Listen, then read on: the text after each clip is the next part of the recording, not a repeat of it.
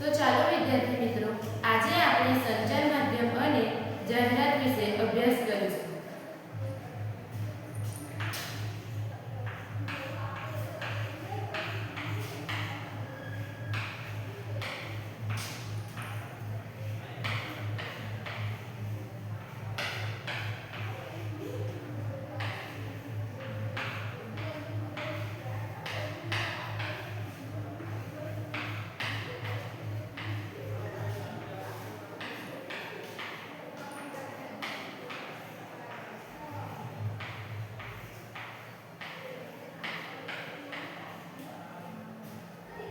તો ચાલો આપણે ચોપડીમાં ધ્યાન આપીએ. એક સ્થળેથી બીજા સ્થળે માહિતી અથવા સંદેશો મોકલવા કે પ્રાપ્ત કરવાની વિસ્તૃત વ્યવસ્થાને સંચાર તંત્ર કે સંચાર માધ્યમ કહેવાય છે. પહેલાના સમયમાં ઢોલ વગાડીને, પક્ષીઓ દ્વારા કે આગ કે ધુમાડાના સંકેતો દ્વારા, ઝંડા લહેરાવીને, મોટા અવાજે બૂમો પાડીને, ચિત્રો અથવા સંકેતો દ્વારા સંદેશો આપવામાં આવતો હતો. આમ ભાષા સાથે ચિત્રલિપિનો વિકાસ શરૂ થયો છે અને તે સંદેશા પહોંચાડવામાં આવતો. કેટલીક વખતે પ્રાણીઓ અને પક્ષીઓ સંદેશા પહોંચાડવા માટે ઉપયોગમાં લેવાતા હતા. શરૂઆત પરિવહનના સાધનો, સંચારના સાધનો હતા. સમય જતાં print press, post office, telephone, mobile phone, fax ઉપગ્રહો અને ઇન્ટરનેટને સંચાર વ્યવસ્થાને ખૂબ જ ઝડપી અને સરળ બનાવીએ છે. ટપાલ પદ્ધતિ. પહેલાના સમયમાં સાંકેતિક કે મૌખિક સંદેશ મોકલવામાં આવતા તેનું સ્થાન લેખિત સંદેશાઓએ લીધું હતું. એમાંથી ટપાલ પ્રથાનો જન્મ ભારતના આધુનિક ટપાલ સેવાની શરૂઆત ઈસવીસન 1854માં થઈ હતી.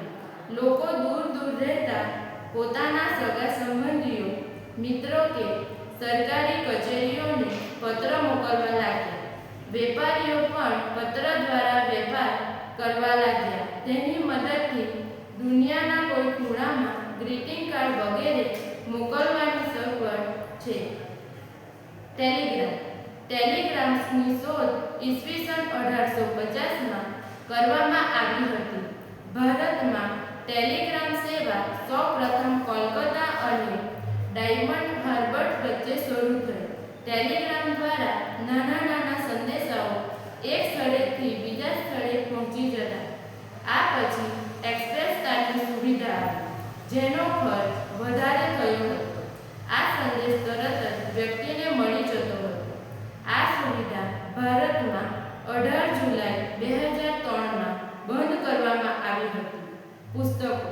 પુસ્તક જ્ઞાનનો ભંડાર છે. પુસ્તક એક પેઢીનું જ્ઞાન છે.